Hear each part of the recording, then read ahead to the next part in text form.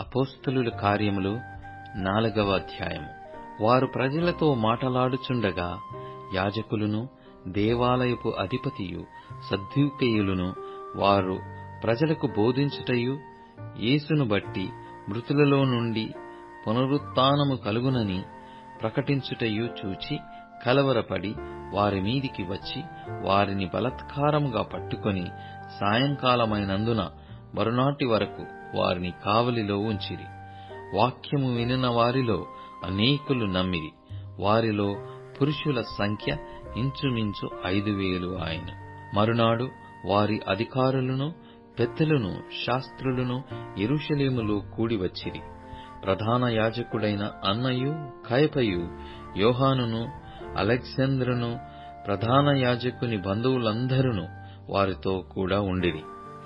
వారు పేతురును యోహానును మధ్యను నిలవబెట్టి, మీరు ఏ బలము చేత ఏ నామమును బట్టి దీనిని చేసితిరని అడుగగా, పేతురు పరిశుద్ధాత్మతో నిండినవాడై ఇట్లనెను, ప్రజల అధికారులారా, పెద్దలారా, ఆ దుర్బలునికి చేయబడిన ఉపకారమును గూర్చి వాడు దేని వలన స్వస్థత పొందెనని నేడు మమ్మును విమర్శించుచున్నారు గనుక మీరందరూను ఇశ్రాయేలు ప్రజలందరూ తెలుసుకొనవలసినది ఏమనగా, మీరు సిలువ వేసిన యట్టియు మృతులలో నుండి దేవుడు లేపినట్టియు నజరేయుడైన యేసుక్రీస్తు నామముననే వీడు స్వస్థత పొంది మీ ఎదుట నిలుచుచున్నాడు.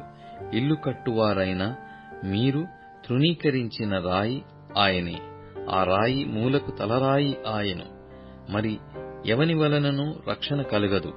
ఈ నామముననే మనము రక్షణ పొందవలెను గాని ఆకాశము క్రింద మనుష్యులలో ఇయ్యబడిన మరి ఏ నామమున రక్షణ పొందలేము అనెను.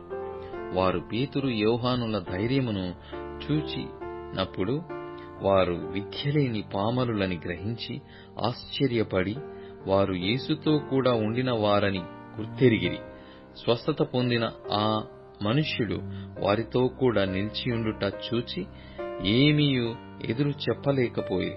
అప్పుడు సభ వెలుపలికి పొండని వారికాజ్ఞాపించి తమలో తాము ఆలోచన చేసి, ఈ మనుష్యులను మనమేమి చేయుదము?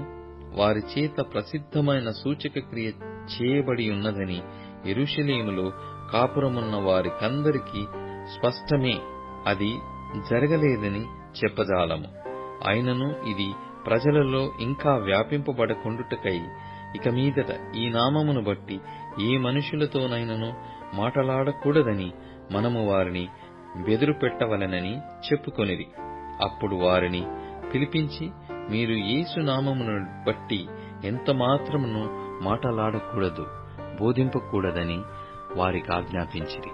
అందుకు పేతురును యోహానును వారిని చూచి, దేవుని మాట వినుట కంటే మీ మాట వినుట దేవుని దృష్టికి న్యాయమా? మీరే చెప్పుడి.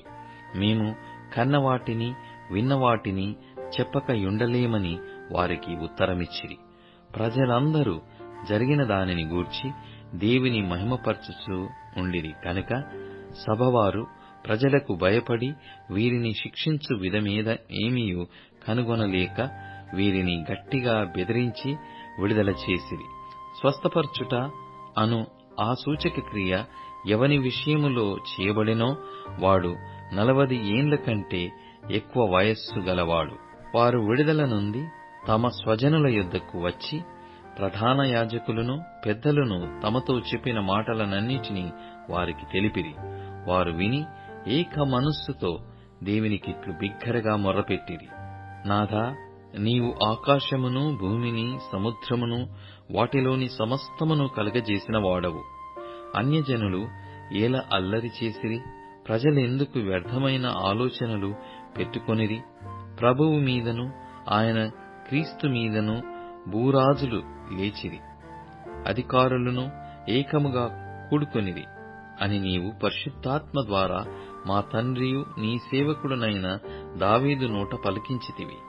ఏవి జరగవలెనని హస్తమును నీ సంకల్పమును ముందు నిర్ణయించెనో వాటినన్నిటినీ చేయుటకై నీవు అభిషేకించిన నీ పరిశుద్ధ సేవకుడైన యేసునకు విరోధముగా హేరోదును పొంతి పిలాతును అన్యజనులతోనూ ఇశ్రాయేలు ప్రజలతోనూ ఈ పట్టణమందు నిజముగా కూడుకొనిరి.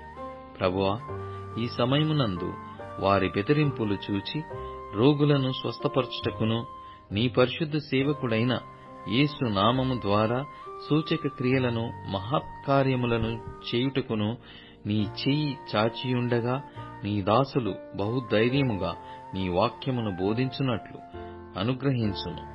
వారు ప్రార్థన చేయగానే వారు కూడియున్న చోటు కంపించెను. అప్పుడు వారందరూ పరిశుద్ధాత్మతో నిండిన వారై దేవుని వాక్యమును ధైర్యముగా బోధించిరి. విశ్వసించిన వారందరూ ఏక హృదయమును ఏకాత్మయు గలవారయ్యుండిరి. ఎవడునూ తనకు కలిగిన వాటిలో ఏదియు తనదని అనుకొనలేదు. వారికి కలిగినదంతయు వారికి సమిష్టిగా ఉండెను. ఇదియుగాక అపోస్తలులు బహు బలముగా ప్రభువైన యేసు పునరుత్థానమును గూర్చి సాక్ష్యమిచ్చిరి. దైవకృప అందరి యందు అధికముగా ఉండెను. భూములైనను ఇండ్లైనను కలిగిన వారందరూ వాటిని అమ్మిన వాటి వెల తెచ్చి అపోస్తలుల పాదముల యొద్ద పెట్టుచూ వచ్చిరి. వారు ప్రతి వానికి వాని అక్కర కొలది పంచిపెట్టిరి గనుక వారిలో ఎవనికిని కదువలేకపోయెను. కుప్రలో పుట్టిన లేవీయుడకు యోసేపు అను ఒకడుండెను. అతనికి అపోస్తలుల హెచ్చరిక పుత్రుడు అని అర్థమిచ్చు బర్నబా అను పేరు పెట్టియుండిరి. ఇతడు భూమి గలవాడయ్యుండి దానిని అమ్మి దాని వెల తెచ్చి అపోస్తలుల పాదముల యొద్ద పెట్టెను.